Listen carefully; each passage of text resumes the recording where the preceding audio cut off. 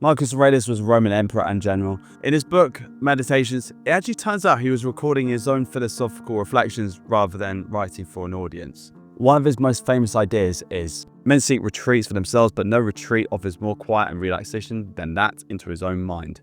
Living a well-ordered life can lead to some incredible effects. When you strip things back to the fundamentals and get rid of all the unnecessary clutter, you'll start to change emotionally and physically. And you can start to build a place that you can retreat to, like a safe haven, where there's no judgment, there's no noise. If you practice this meditation regularly, you'll know you have good days and bad days. One day it will completely click, and then the other day, you'll find that you just can't find your rhythm. You're having all these bad circulating thoughts and fears that are just going around your head, all these doubts. But meditation is actually quite like a violent thing.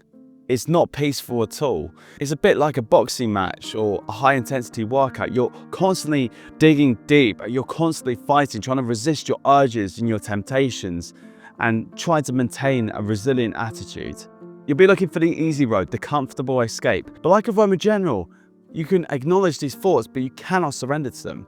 You have to be stoic. And in doing so, you unlock something that is incredibly powerful, your rational self. This is your strongest self. And the reason why this is because it's where your brain can resist whatever it fixates on, which is a lot of addictive stuff. Once you resist these fixations, you can actually focus on what you actually value. So I studied this play in sixth form. It's called Antony and Cleopatra, and granted it's not the best of Shakespeare's works, but it does actually have a really fascinating character in it, and that being the character of Octavius Caesar. He's meeting with a rival called Pompey, and they're trying to come to an agreement about a conflict. Mark Antony, another general who's the ally of Octavius, is also there. Everyone around Caesar is trying to get him drunk, including Mark Antony. And to this, Caesar actually has something quite cool to say. It's a monstrous labor when I wash my brain, and it grows fouler.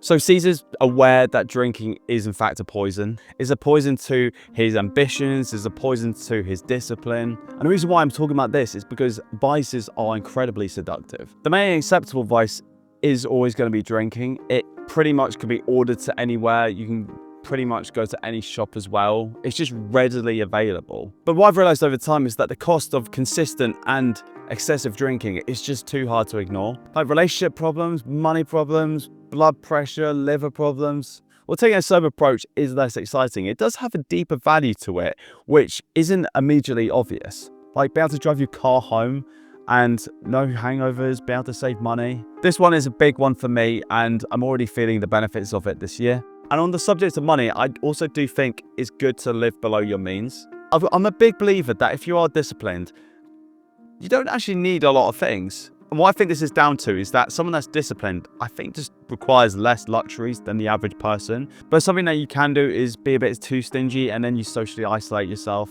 But wasting money when you don't actually need to is going to get rid of any spending power that you have. You used to be like a Roman general at the war table. You used to be looking at the things that you can afford to lose and the things which are non-negotiable. They must stay.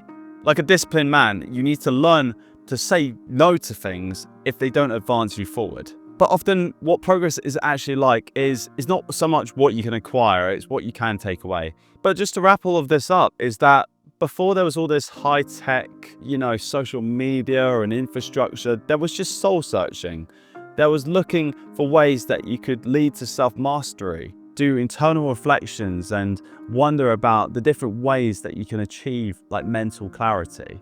Like cutting away all of the thoughts, habits and distractions that actually weigh you down can be the difference between growth and stagnation. And if there's anything that I've learned from making this video, is that sometimes less is truly more.